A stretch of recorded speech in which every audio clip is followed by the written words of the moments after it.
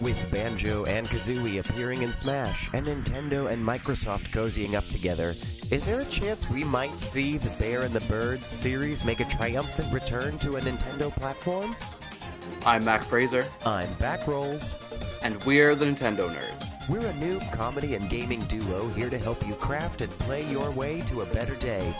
We met in the not-too-distant past during some spirited online Mario Kart, and as it turns out, we share a love for art, gaming, and all things Nintendo. And we want to share our nerdy knowledge with you.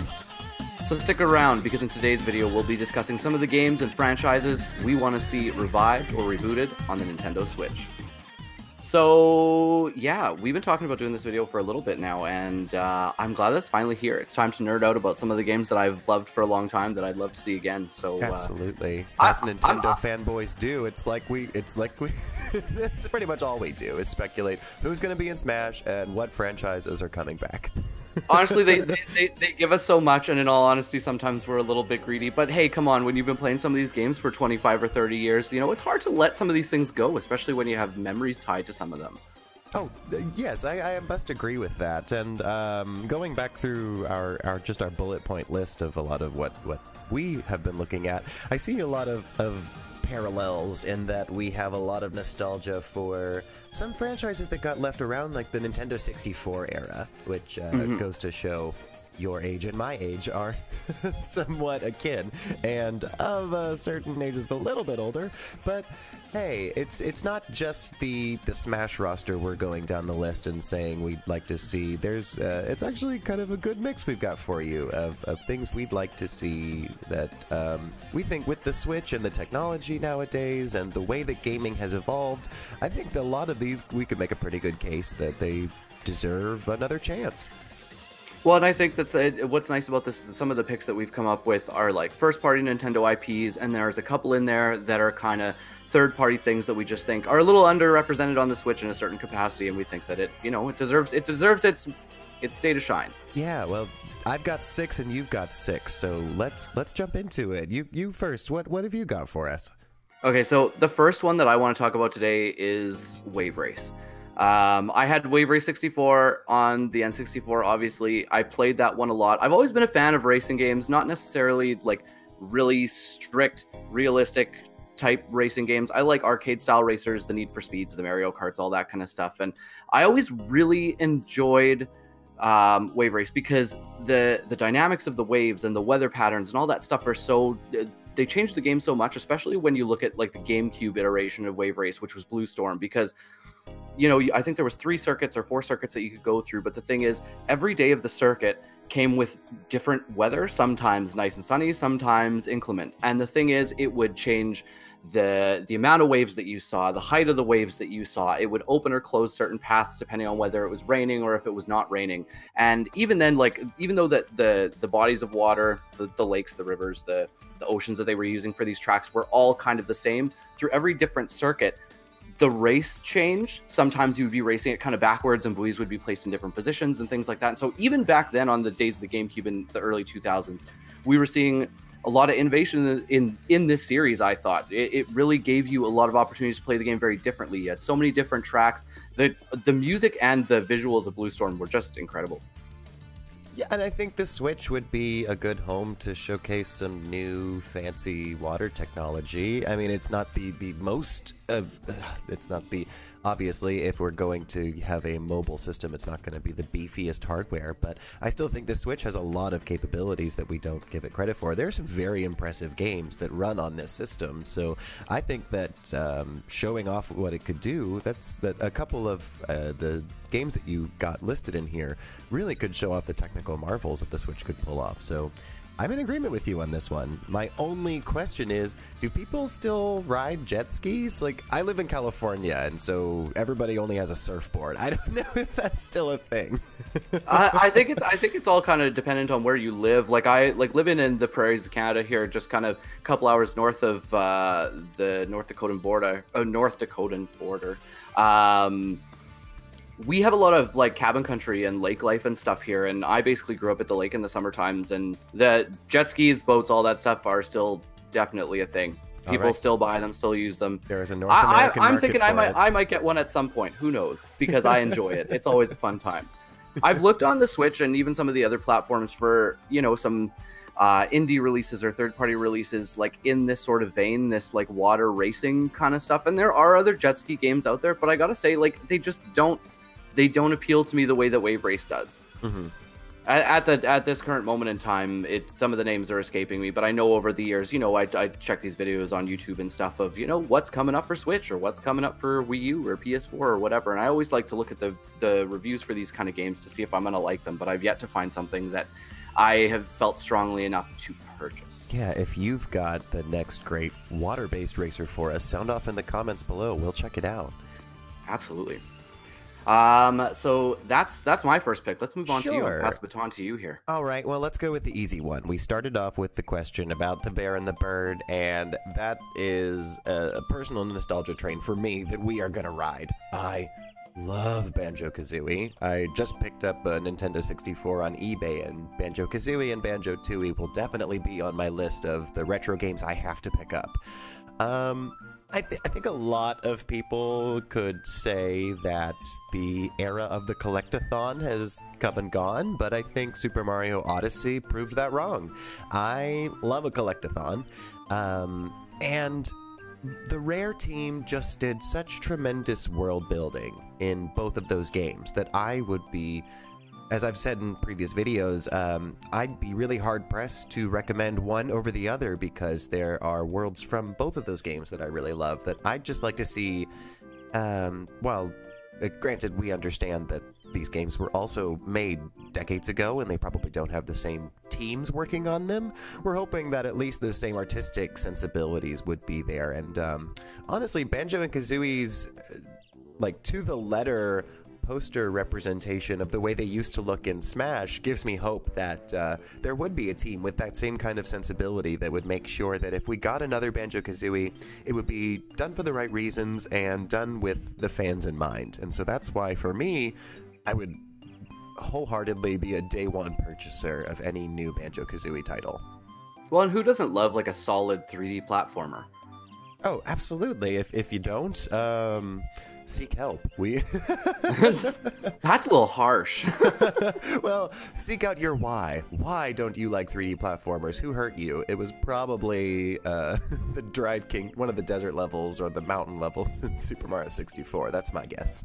Yeah, that's true. But camera work has come a long way since the Nintendo 64. So, but with the release of this, like I'm with you. You know what? It's unfortunate that Microsoft at the time that they bought Rare kind of squandered their talents and kind of moved them over eventually to specifically just doing Kinect games. I think when there was so much creativity on that team, and you know, some of the games that they built and made for Nintendo platforms are just so good.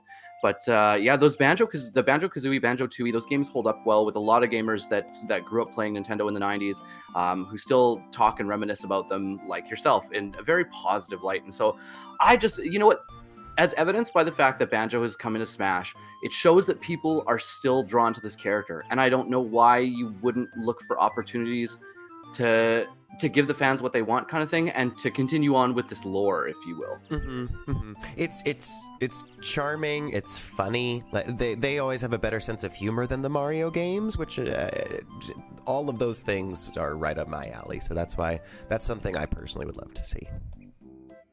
Yeah. So this, you know what? That's something I would probably get down on if it came to Switch.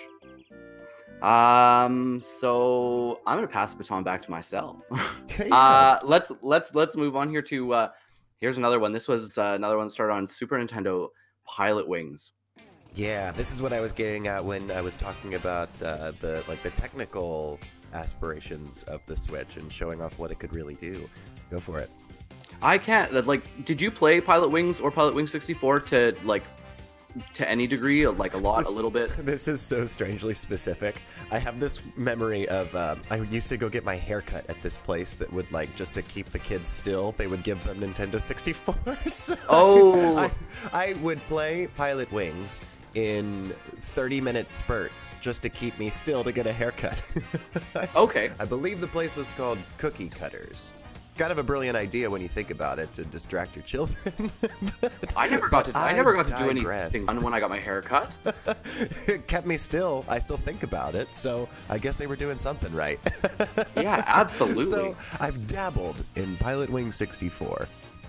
So I'll say that I really liked that game. I liked all the challenges. I thought that they were kind of diverse. You know, you start off with the gyrocopter and the rocket belt and the hang glider, I think it was. And those were kind of your main missions. But once you completed those to a certain level, you got into some of the really cool things. Like they had like these moon boots where you could like hop across the worlds, and they had I'm going to be honest with you. My favorite way to enjoy that game was just like in a leisurely fashion.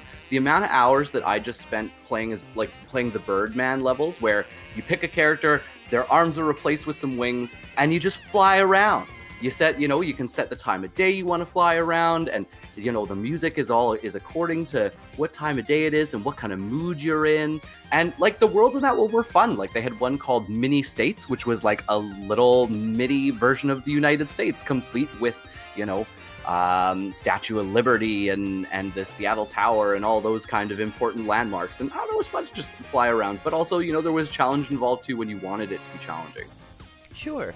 Well, my counterpoint to something like Pilot Wings, I think in today's era, it would either have to A, not be a full price game, or B, I think it would possibly, I think something like Pilot Wings could do a partnering with like the Mii games we've seen of the past. Like there were whole Mii islands that like, couldn't you kind of like customize your own Mii, customize your glider, and then if you could do kind of like flying around an island online, like that would definitely get my money.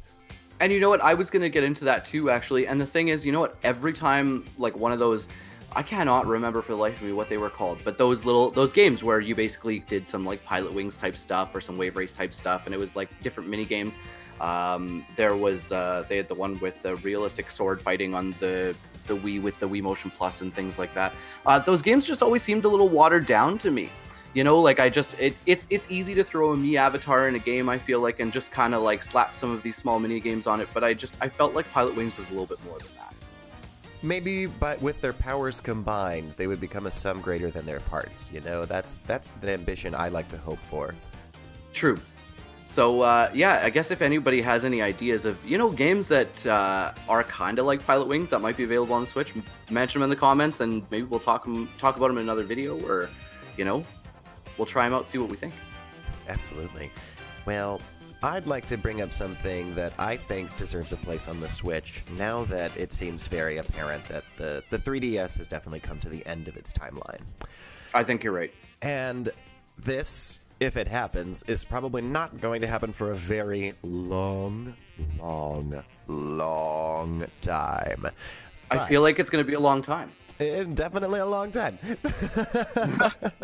But I would very much like to see Nintendo not lose sight of the 2D Metroid games, as I butcher that as I try to say it. I'd like to see another 2D Metroid game, and I know it's going to take a really, really long time to see something like that because we are starting from scratch on the latest Metroid Prime. I'd love to see that Metroid Prime 4 is going to be done well, because as someone who knows that Metroid doesn't sell that well, I still like to buy Metroid games.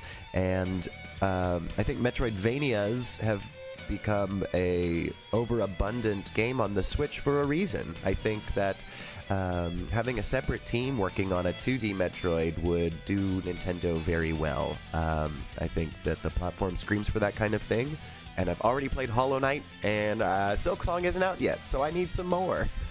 Absolutely. Did you play what's one of the more recent like 2D Metroids that you've played? Like I think the last one that I played, with the exception of like replaying Super Metroid a couple of times on Virtual Console, was Metroid Fusion on the Game Boy Advance. I think that was the last proper 2D one that might have been one of the last proper 2D ones I've played. I was excited for some of the ones that were coming out for the 3DS, but based on the critical consensus, I was basically told skip them. And I absolutely love Metroid Fusion. That's a game I still replay from time to time. I still have the cartridge, and I think it's a tremendous game. I like the way that the narrative was done in that game. Yes. To which many Metroid games after that kind of borrowed from it. But a 2D Metroid would just serve the handheld iteration of the Switch so well. I think Link's Awakening is a perfect representation of how Zelda isn't losing that sensibility, that people still love the classic top-down games, and I'm someone who wants to see that out of Metroid. Yeah, it's a different style of gameplay. You know what? I remember watching videos for, I think the 3DS one was Metroid Returns, was the remake that they did, and it looked really good. The problem with the last couple Metroid games is just they kind of came out in the life cycle of the console where it just wasn't really good for me. Like, for example, like I think Metroid Returns came out in September of 2017. Well, so yeah, I don't know. I like these kind of games too. I think the last like Metroidvania-y game I played was Dandara, and I liked it. I thought it was really challenging, but definitely a bit of a different play on those types of games, especially in the mechanics of no walking or running. It's jumping from, you know, wall to wall to ceiling to floor to all that kind of stuff. But I think that Metroid would be good. Where you were talking about Zelda too, it's, you know, it's a different style of gameplay. And I think that it calls to a different type of gamer. You know, you might have like fans of the series who love the 2D and the 3D games, but you might have people who fall more to one side than another. I have to agree with you on that. Well, we've talked about a couple of like, well, that's a single player venture, but the next couple we've got are some multiplayer ventures. Those might be fun. Let's hear what you got. So I'm thinking that one of the games that I want to talk about here is Super Mario Strikers from the Wii. There was one on the Wii, the first Super Mario Strikers, or the GameCube, the first Mario Strikers. I didn't get to play that one, but when I bought the Wii, I had a friend who suggested that I try this game, and it was not something that was even on my radar. And I spent a couple play sessions at this friend's house, like playing this game, and I just thought, like, what a hoot! This game is just such a laugh. The things that happen, the characters are so like overly animated. I love that the fields are a little crazy. You know, you got the soccer pitch in the middle of that body of water there, kind of on that platform, and you got cows blowing across in a thunderstorm. You can hear the bells like jingling on their necks as they knock you off the platform. But then there was also, you know, there was a little bit more depth to this game because you could build your team based on support characters that brought different strengths and weaknesses. You know, some had better shooting ability, some had better passing ability. I remember being annoyed with the Boo because what the Boo would do when they were shooting is they would grab the ball, disappear, and then suddenly appear in the net again. And I just thought, how do I even have a chance to get around this? Yeah, I don't seek out realism in my sports games. So for me, I'm all for any more Mario sporting franchises. I was relieved to see Mario Tennis Aces, even though in its release iteration it definitely needed some love and some patches. I think it has turned into a more robust game, and if there were to be more Mario sports franchises, I hope that they treat it with a little more love and care than Mario Tennis got, because that hurt both of us spiritually. We could talk about that in a whole separate video. long story short, that game just wasn't finished when it came out. They, you know, it took too long for them to come up with the updates for, you know, the right kinds of online play and extra modes for us to do.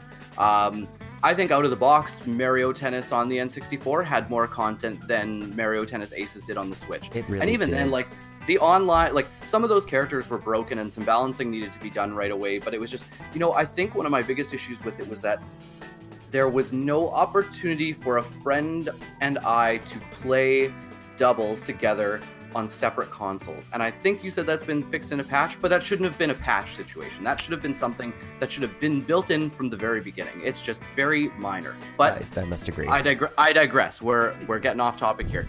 But Mario Strikers is like a Mario sports game combined with rugby and Mario Kart with the madness of the items and stuff. And it's such a fun game. I just found myself laughing so much. And, you know, from a lot of the Nintendo heads that I've talked to, or even, you know, you look at some of these other reboot videos on YouTube, videos that people are making, or, you know, opinion videos that people are making, there's a lot of love for this series. There's a lot of love for this, and people thinking, like, it should come back. And I would think that, you know, it's been out of the spotlight, like, a lot less time than even some of these other games that we're talking about, like, you know, Pilot Wings and Wave Race and all that kind of stuff. And I still think that there's a big market for this. I think that they really should get down on giving us another one on the Switch. As someone who never even played the originals, I would definitely pick up a copy of Super Mario Strikers for sure.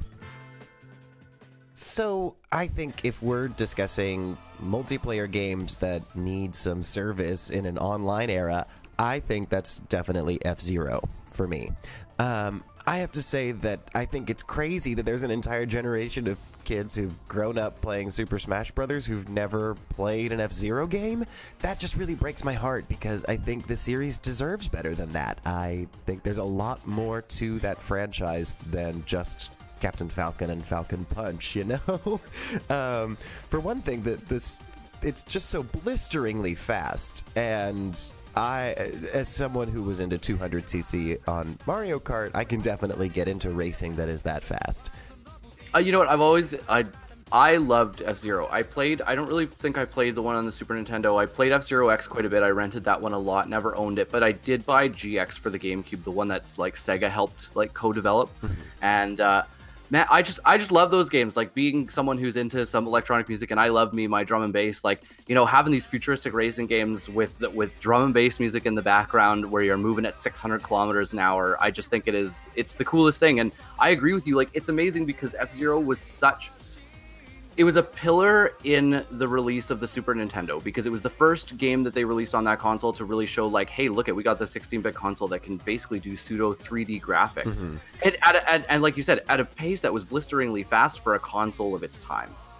And they continued to do that throughout its franchise. The three-dimensional races that are from F-Zero X, I would imagine probably nowadays look pretty clunky, but at the time, those were mind-blowing. And not only that, they had extra modes that were just a ton of fun in F-Zero X. There was a demolition derby and all kinds of versus options. There was just all kind of things like that I think in an online era people would just love to play.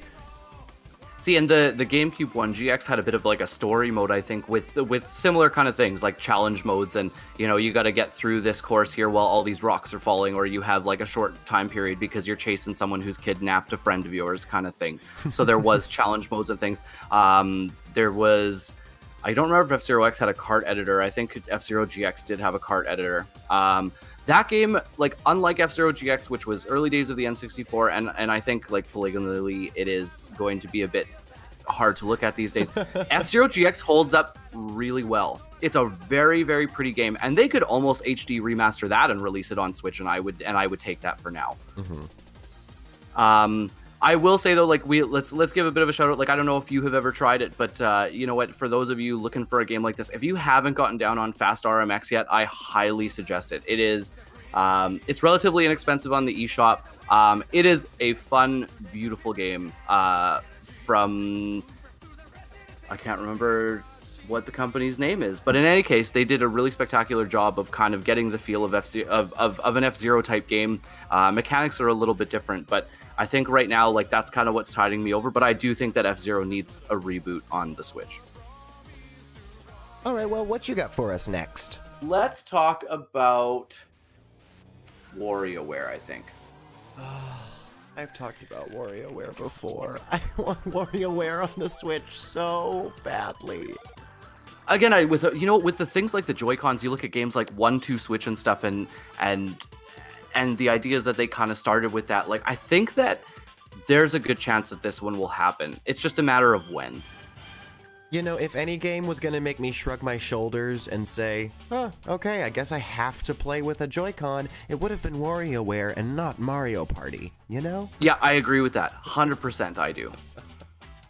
I think the Switch has all kinds of silly technical ideas you could play with, and what better way to do that than WarioWare? Yeah, and it kind of falls in line with, you know what, we do love our online play, and I'm sure that they could figure something out with this. But again, I am a big fan of couch co-op, and I don't remember having anything but a lot of fun with WarioWare. The one on the Wii. Yeah, I don't remember what it was just called. about to say it. Smooth Moves. But that one was a fun time. That one was a fun time. You got... Yeah. Yeah, I still have my Wii, and I still have Smooth Moves, and I will sometimes exclusively pull out the Wii for that. If we are having a party where we just need some casual gaming, there is a particular mini game in the traditional, as is tradition in WarioWare, there is no rhyme or reason. It is just all chaos, where you are playing your mini games as furiously as you can, and whoever wins gets the most ropes at the end. and then you take turns cutting each other's ropes, and whoever Oh my god. if you cut the right rope, then you're sent into a pit with the alligators. It's injustice on a microscopic scale in the way that Mario Party delivers. But in a WarioWare way, you just like zoom in on that emotion, and you just get that same feeling of frustration, but in a tiny package 3 minutes instead of a Mario Kart hour. Yep, absolutely. There wasn't too much that I had to say about that one. I know that I played through some of those, and I think that they would be a lot of fun to play on the Switch. What else is there to say? And I think the Joy-Cons offer like some other play options that we haven't seen before. I think it makes a lot of sense. We just want to pick our noses on the Switch. Yes. Is that so much to ask? Yeah, I really wish that WarioWare, the 100 gold games, I believe it was, that came out for the 3DS, I really wish that had come out on the Switch. I really would have purchased that. But as the 3DS enters the end of its timeline, that was a skip for me. Yeah, and that's, you know what, that's falling in line with that Mario Party Top 100 or whatever too, same thing. Oh, it was too late. It was the Mario Party 100. That's what I was thinking of. Thank you. But it was too late in the life cycle of the 3DS for me to care. But we did have a release of the WarioWare Gold standard games, or so I'm butchering the name, but we did have a kind of best of the best of the micro games, and yes, and that would have been really nice to have on the Switch. Maybe that was them just testing the waters to see if there's still a market for it, and it's a hard sell because the game is so bizarre, but all you have to do is just grab a person, put a controller in their hand, and go, pick your nose, go, and people have a good time with that game. Games like that are something that you have to see. You know what I mean? You have to be involved with it in the right way. You have to be at a party, or you got to be with friends that you're having a fun time with playing these games to really see what the value is in them. Because if you look at a game like that as a person who primarily plays games on your own, it might not have the same appeal to someone like that as it does to you or me. Very true. Very true. Well, I've got a couple, and you do too, of games that are more single player oriented. Why don't we swing back that direction? Yeah, let's start with you. Yeah, I think that this is kind of a deep cut, so I really don't have a lot of hope or faith in this one. But for me, there was this tremendous, again, I'm going back to the handhelds because that's a lot of where my brain was when thinking about games for this video. The Mega Man franchise had this tremendous Game Boy Advance series called Battle Network.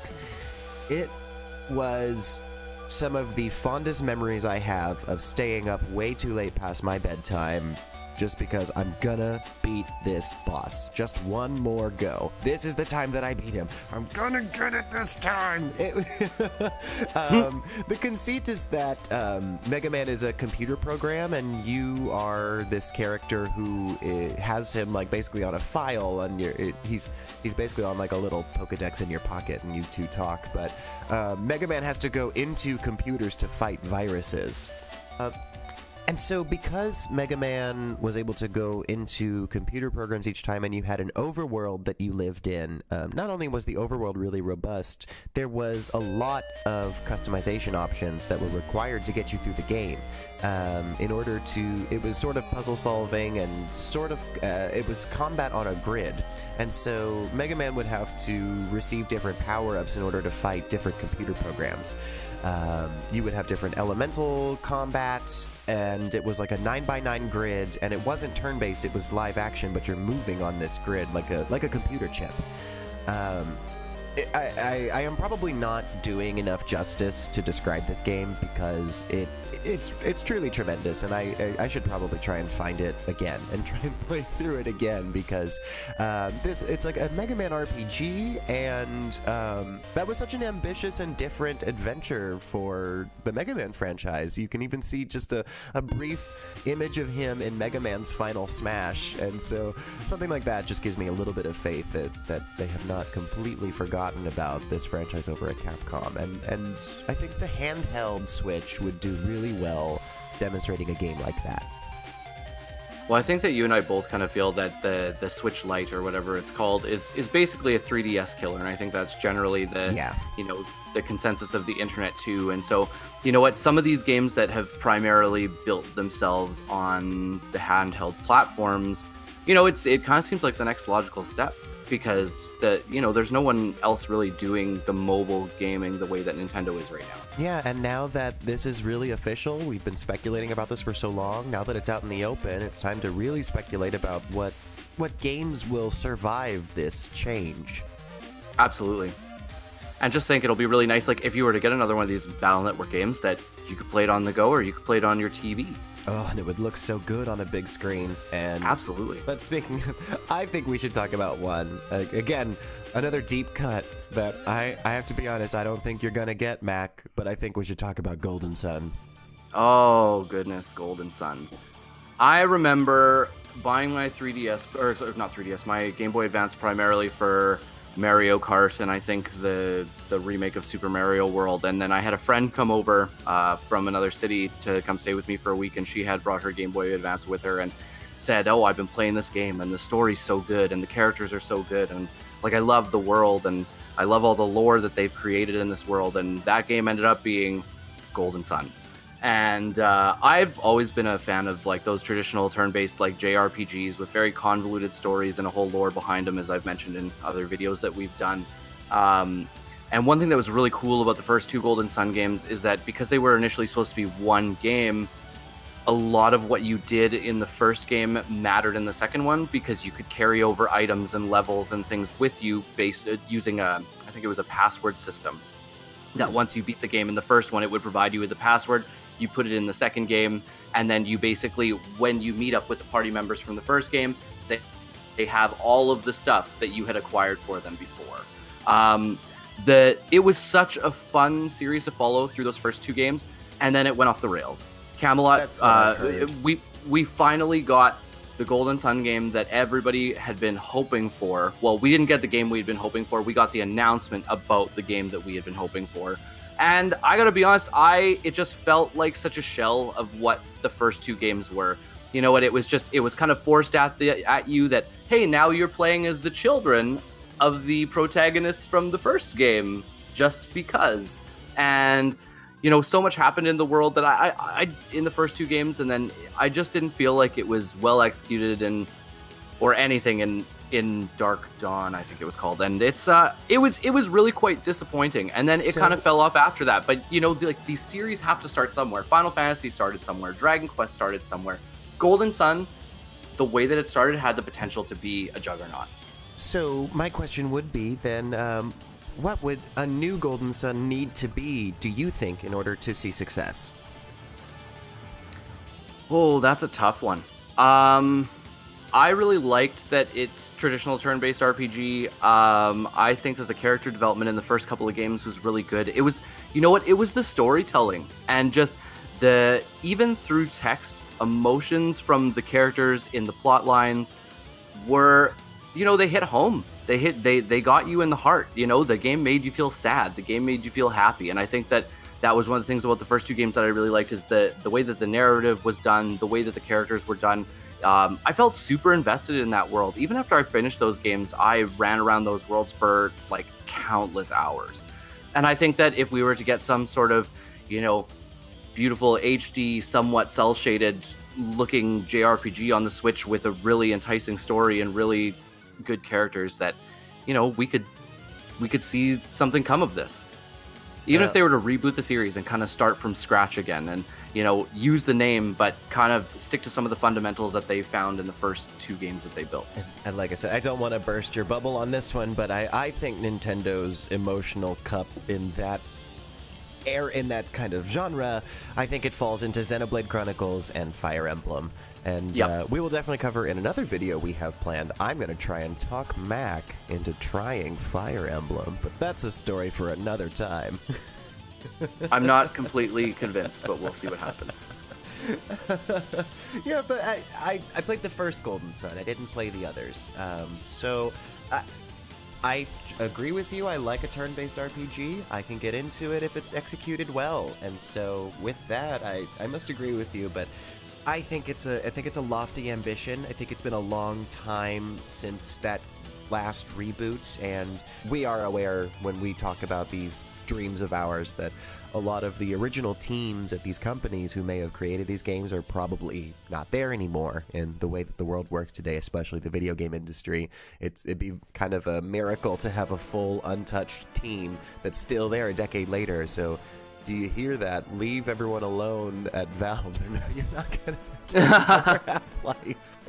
It's funny that you bring that up, because I think that was part of one of the biggest pitfalls of Golden Sun Dark Dawn, was that, you know, I had read some interviews with the producer and developer of the game, and they had said that a lot of the team that was at Camelot for the first two games was gone by the time that the third game came about, and their team as a whole was much younger and newer and hadn't had the experience in building a world like this before. And I think that he said that as a whole the team struggled with it because it was a very big project to hand a bunch of new designers and artists. And it was a pretty robust combat system and a pretty robustly built world, I have to agree with you.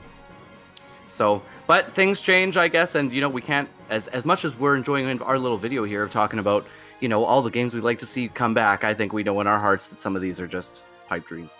Truly. But I've got a couple that I feel like could really happen. My next one is actually, I'm pretty optimistic about this one. I have to say that I think there is hope for a new Super Monkey Ball. And I might not have said that a couple weeks ago, but we just got the announcement that we're getting a remaster of the Super Monkey Ball from the Wii. Now, did you play that one? I did not play that one yet. I've only played 1 and 2, and I've heard from people in the past that this is probably why I have rose-colored glasses about Super Monkey Ball. I've heard that the series took a sharp dive in terms of the quality level that they were putting out for a while. You know, when I think that I'm kind of in the same boat as you there, because I never owned the second one, but the first two games that I bought for the GameCube, because I got to pick two like launch day releases when I bought my GameCube online, because it came as part of a bundle and all this stuff. My first two picks were Smash Brothers and Super Monkey Ball. And I really enjoyed and liked that like Marble Madness type, like tilt the platform and get to the goal. But yeah, a lot of what has come after apparently has been like a shadow of what those first two games were. Now, I do think it's worth mentioning, there is a fan-made game, I should say, called Rolled Out that people are saying is very reminiscent of the original Super Monkey Balls. I have not played it myself, but people online have wonderful things to say about it, so if you're curious... I watched a video about that the other day. Yeah, it looks pretty fun, and I would love to see even that make it to the Switch. If Sega is not going to give this franchise the love that it could have, because I think there's an audience for this kind of like fast-paced, arcadey, puzzly, marble game. Yeah, I think there's a market for it. So if not Super Monkey Ball, I'd like to see Rolled Out make it to the Switch. Okay, I have to be honest with you. I got to be a bit of a Debbie Downer about this. I understand with, you know, certain games, especially if we're looking at games like Zelda and Final Fantasy, and, you know what, HD remasters, because they're such massive games, can take like a really long time. I'm feeling that this is a little lazy. Because I feel like in terms of the kind of things that you would need to build to give us a new Super Monkey Ball game would kind of pale in comparison to, you know, some of these other HD remasters that are coming out. And so they're giving us an HD remaster of a Wii game that wasn't necessarily like well received. Like, why not go back and look at the games that did really well and what people really liked about them and build something new for the Switch, as opposed to trying to make more money off of a game that most people didn't like anyways. I really don't like to look at it that way, because I want to think that I would have fun with Super Monkey Ball, but I have a hard time not going that direction. Yeah, I can see your perspective on it. I do. I could also see that it's a relatively inexpensive way to test the waters to see if people are even going to be curious about it at all. Truth is, inexpensive for them or inexpensive for us, because it really depends on whether this comes out as a full price game or not. Oh, if it's a full price, that's probably a skip for me. I mean, the game's over a decade old. We've been seeing some of these HD remasters, as much as I love some of them, you know, but the Final Fantasies and all that are getting their HD re-release on the Switch, even a couple years after the PS3 and the PS4, and I'm still being charged full price for a game that's almost 15 years old. Not only that, we've seen some ports to the Switch that didn't fix famous bugs. Like there's the Resident Evil 4 from Capcom. Come on, guys! Like there are very glaring glitches that are existing from the Wii days that you haven't fixed in that game. So I have to agree with you. If you're gonna do a port, do it right. But yep. I will hold off judgment on Super Monkey Ball until I see the price tag and I see how people think about the gameplay. That's fair. Let's not bury it before it even comes out. I'm just trying to be optimistic about Super Monkey Ball here because I love arcadey games like that, and I think more of that on the Switch where you can send like, hey, I just beat your time, see what you can do. I love Super Mario Maker for that kind of quality, so I'm all for those kind of games. Actually, I like that idea too because it still gives you some sort of like almost semblance of like online multiplayer when there isn't. Exactly. You know what I mean? It's single player while still being multiplayer at the same time. That's what I get out of Mario Maker. And so when you play in Mario Maker, do you have ghosts of the other characters that have set their times like when you play, or no? You don't, but hopefully that would be so nice. That would be so nice in a patch one day. That or being able to see ghosts of people who have run your levels, but that's a video we could make, features we'd love to see in Mario Maker 2 patches. Yes. I think I have one last one here. I think this is my last one that I've got on my list. Yeah, we got two more. So this is probably the biggest pipe dream of them all, and I don't understand why that is. I do actually. It's a bit of a toss-up, but I feel like this one doesn't really have much legs as much as I would like it. I know I was just kind of hating on HD remasters and remakes, but it's got to be said. Paper Mario and Paper Mario: The Thousand-Year Door. I wanna see like a dual package HD remaster of those games come to Switch because they're so good. See, adult billing would make me pay full price for that. That's the thing. I would pay full price if they did both of those. Because again, we got to remember, like, I think Paper Mario came out in 2000, and The Thousand-Year Door was probably 2003 or 2004. Like, these are old games now. And, you know, they could possibly hand off development to, like, a smaller studio that they contract out to do this kind of work. It's not like Nintendo EAD is going to work on these HD ports. Well, I don't think it's completely out of the realm of possibilities with the closing of the 3DS, because there's a whole Mario and Luigi team of that RPG franchise that's gonna need a job. They aren't 200% well received. I unfortunately have not played those myself, but for the most part, people really seem to enjoy those games, and for a lot of the same sensibilities that Paper Mario had, the interesting RPG mechanics, the sense of humor about it, and the whimsical art style. So I don't think that's entirely out of the realm of possibility. That's fair. I would just really like to see if Paper Mario does come back, whether it be a new game or a remaster, kind of a revival of, you know, a traditional, like the more traditional battle system. When they kind of moved to this card and sticker based battle system, it really, I lost my interest, and unfortunately I feel like I missed out on some good games because I didn't like the battle system. But that was the majority of the gameplay. Yeah, I think they took some ambitious swings that did not necessarily hit. But Paper Mario on the N64 is a game that I still like to return to at least every couple of years and give a good playthrough because I love it. I love the world. I love the aesthetics. I love the music. I love the battle system. I like the characters. It's such a funny, like, silly, goofy little game. I must agree, and for all those same reasons, that's why I'd like to piggyback on this moment and just say, I'd like a handheld version of Super Mario RPG, please. Thanks for putting that on the SNES Classic. I truly appreciate that because it's one of my favorite games of all time. I will replay that game until I die. Yeah, now put it on the Switch for me, please. That's my only request, just a little one. Yeah, and then I have one more for our list of franchises we'd like to see revived and rebooted. And this one isn't exactly a revive and reboot. It's kind of a cheat. So that's why I kind of stuck it at the end. I think that the modern Street Fighters need to find a home on a Nintendo platform. I think that the competitive fighting scene for Nintendo has proven that it exists with the Smash community, but I think that Nintendo could realize that that community is there and dip into it a little bit further. I think the modern iterations of Street Fighter are tremendous, and I'd like to see them portable. What is the last like proper 2D fighter that you put any sort of like significant time into? 2D fighter. Now that's interesting. I think probably the Street Fighter 30th Anniversary Collection. Okay. So this is definitely something that you would welcome then. Oh yeah, absolutely. I'm a huge Street Fighter fan, and I have been for decades. And because I grew up playing it on the Super Nintendo, I think, and Ken and Ryu on Super Smash Brothers, they're having a home there makes sense to me. I think Street Fighter on Nintendo is just a match that makes sense to me. And with Capcom doing all of these other releases, I think they've shown that they are willing to pour money into the Nintendo Switch. I think probably it's a little late in the game to be thinking about 5, but whenever we get a new iteration of Street Fighter, that's personally something I think should be released.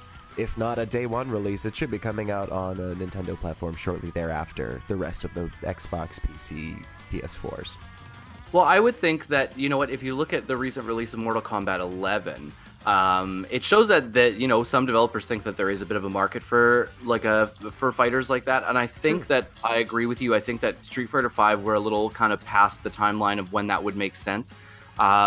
But I really do believe that if they were to do another Street Fighter game, especially with like the art style that they've kind of been going in, I think that, you know, the Nintendo Switch would be something that they would talk about from day one. I don't think that it would be kind of after the fact, like a game like Dragon Ball FighterZ, because FighterZ was never supposed to be a Switch release, I don't think. And then when they saw this game come out and they saw how much the Dragon Ball Z community like yelled and screamed out, "Oh my God, we want this game on the Switch," they made it happen. But I think that with a franchise like Street Fighter and the love that series is getting from Nintendo right now, and like you said, being on Smash and having the anniversary collections released on the eShop, I think that it would make a lot of sense for them to do that. Yeah, I think personally that's it, like I said, it's kind of a cheat. It's not exactly a revival, but that's just me saying, like, you know, I think we need a couple more 2D fighting games. But I know there are definitely plenty of those that already exist on the Switch, but a lot of those are not as recognizable to me. And one thing I like about Street Fighter is that I can pick up any version of it and know that it's going to be I need to learn the combos, and I need to learn to block and counter. That's the most important aspects of it. And I wish that I could do Mortal Kombat, but I'm a baby, and I haven't been able to play a Mortal Kombat since the era of technology has made it far too realistic for me. I feel really badly for designers that have to work on those games that leave those studios with post-traumatic stress disorder. I think that's a topic for another time, because personally I just watch the trailers and go, oh God, I can't do it. But I can get into some Hadoukens. Those are safe. Yeah, I'll be honest with you. It's a little bit too gruesome for me. But where you're talking about kind of knowing what you need to get into with these games, I have a hard time getting into fighting games a lot of the time, especially now where I don't like know the characters a little bit. I spent a decent amount of time with Dragon Ball FighterZ, which I really liked, but again, like, I grew up with Dragon Ball Z. I was big into Soul Calibur for a few years, but now that it's kind of it's not being released on the Switch, I've kind of fallen off. I'm trying to think of other fighters that I played. I loved Dead or Alive for a really long time. DOA was really fun. I haven't played one since 5 though, and I think that was on the PS3. But I have a hard time getting into fighters where I don't know the characters, and there's just such a lore that's already been created behind Street Fighter. And yeah, it's, you know what you're getting with these games. Like the mechanics are fairly simple. Yeah, you get some new things, but you know, you can remember it from the previous iterations. And even if you haven't played a Street Fighter game in a long time, you could probably pick up one of the new ones and really enjoy it, I would think. So yeah, I don't know. I know it looks like Nintendo likes to surprise us, keep us wondering about what's coming next. Maybe you and I will get lucky and some of our wishes will come true. Hey, maybe. And maybe you have some games or franchises that you'd like to see make a return on the Switch. Let us know in the comments section below. And if you like this video, please make sure to click that subscribe button for more nerdy content. Thanks so much for watching. As always, we hope you leave our video ready to pick up a Pro Controller, a paintbrush, or a pen. I'm Mac Fraser. I'm Backrolls, and this has been the Nintendo Nerds.